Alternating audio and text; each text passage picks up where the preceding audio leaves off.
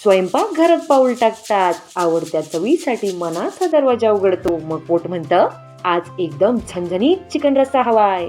चला तर मग हातात कढई आणि मनात भारी टेस्ट घेऊन सुरुवात करूया आपल्या तुफान मसालेदार प्रवासाला. कसं आहे ना मंडळी, प्रत्येकाची स्वयंपाक बनवण्याची पद्धत वेगळी असते. तर प्रत्येक स्त्री माईनं, आपुलकीनं, प्रेमानं आणि आपल्याकडील अनुभवानं स्वयंपाक रुचकर बनवते आणि म्हणून ती अन्नपूर्णा बनते. तसंच साध्या पद्धतीने आणि कमी वेळात टेस्टी चिकन कसे बनवायचे ते पाहूयात.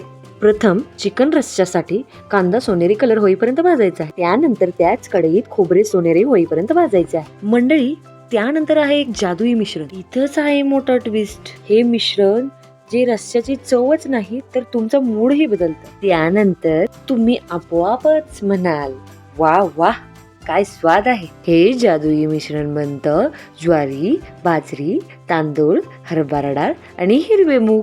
हे मिश्रण 1 मिनिट मंद आचेवर तेलावरती भाजायचं आहे. आता पुढे वाटणात आपण घेणार आहोत तेलावर भाजलेल्या बेडगी मिर्च आणि डाळ, अर्ध्या वाटी खोबऱ्याचे तुकड्याचे काप, आले लसूण, 3-4 सोनेरी भाजलेले कांदे आणि कोथिंबीर. हे सर्व वाटून घ्यावायचे आहे. सर्वात आधी खोबरे आणि मोठे मीठ बारीक करावायचे आहे, जेणेकरून त्याची बारीक पेस्ट तयार होईल. आणि त्यानंतर बाकी सर्व वाटणाचं साहित्य टाकून त्यातच घरचा मसाला टाकून त्यात थोडेसे जास्त पाणी टाकावे, जेणेकरून त्यातले मसालेही जळत नाहीत आणि वाटणही छान परतले जाते.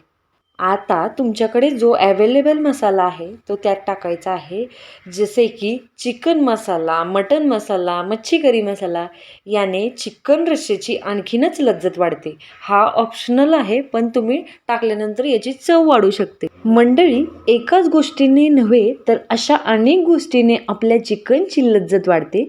त्या गोष्टींपैकी एक म्हणजे हा आपला पिवळा रस्सा म्हणजे चिकन सूप. चला तर मंडळी, सुरुवात करायची ना चिकन सूपला.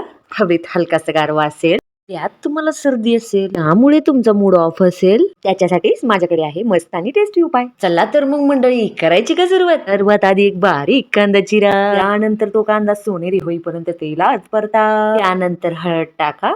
त्यानंतर चिकनचे पीस टाका. 2 मिनिट तेलामध्ये फ्राय करा, जेणेकरून त्यांच्यामध्ये हळद आणि मीठ मुरेल आणि चिकन शिजायला वेळही कमी लागेल. याच्यानंतर वेळ येते ती सूपला चविष्ट बनवण्याची. तर ते कसे? अरे हो, सांगते. ज्या गोष्टीमुळे चिकन सूपला ट्विस्ट येणार आहे त्या गोष्टी आपण पाहू. अर्धा आल्याचा तुकडा, लसणाच्या 10-12 पाकळ्या आणि खोबरे. हे सर्व बारीक करा. आणि हो मंडळी, सूप तयार झालं की बाउल तयार ठेवा. त्यात गरजेनुसार पाणी घाला. ना फार मसाले ना गोंधळ, फक्त साधं, स्वच्छ आणि मनाला ऊब देणारं एक छोटस बाउल ऑफ हॅपीनेस तयार आहे. तोंडाला पाणी सुटेल असं यम्मी सूप तयार आहे. नक्की ट्राय करा. हे चिकन सूप तयार वाटणात सोडायचे आहे. त्यानंतर बनेल एक झणझणीत जादुई रस्सा, ज्याची चव जिभेवर घेताच मन म्हणेल वा वा वा वा वा वा. आता चिकनचा काळा रस्साही तयार आहे, सूप ही गरमागरम आहे. तर आता काय महत्वाची गोष्ट राहिली आहे बरं? काय बरं असेल? हो, बरोबर ओळखलं, बिर्याणी. बिर्याणीसाठी तुम्हाला साहित्य घ्यायचं आहे: उभा चिरलेला कांदा, उभ्या चिरलेल्या टोमॅटोचे काप, कोथिंबीर, लिंबू आणि त्यात बऱ्याच गोष्टी ऍड करायच्या आहेत. त्या पुढे पाहूयात आपण. सर्वात हा उभा चिरलेला कांदा सोनेरी परतायचा आहे. त्याच्यामध्ये कोथिंबीर टाकायची आहे. त्यानंतर टोमॅटो टाकायचा आहे. टोमॅटोचं आंबट पाणी जळेपर्यंत त्याला परतायचं आहे. त्यानंतर इलायची ठेचून टाकायची आहे. त्यानंतर 10-15 मिनिट भिजवलेला तांदूळ त्यामध्ये टाकायचा आहे आणि परतायचा आहे. जो घेतलेला मी तांदूळ आहे तो बासमती तांदूळ आहे.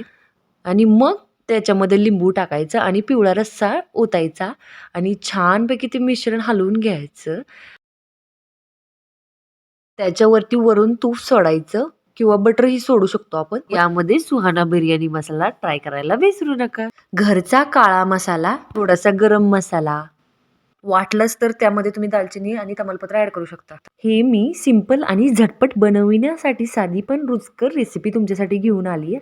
जर तुम्हाला दम बिर्याणी रेसिपी हवी असल्यास कमेंट बॉक्समध्ये नक्की कमेंट करा. आपली सुगंधी आणि स्वादिष्ट बिर्याणी तयार आहे. कसं आहे ना मंडळी, बिर्याणीच्या भांड्यावर झाकण ठेवणं म्हणजे सस्पेन्स मूवीचा क्लायमॅक्स. जसं जसं तापमान वाढत जातं तसं तसा सुगंध बाहेर पडतो. वाट कसली बघताय मंडळी, तयार आहे आपली बिर्याणी. तर मूड ऑन आणि टेन्शन ऑफ.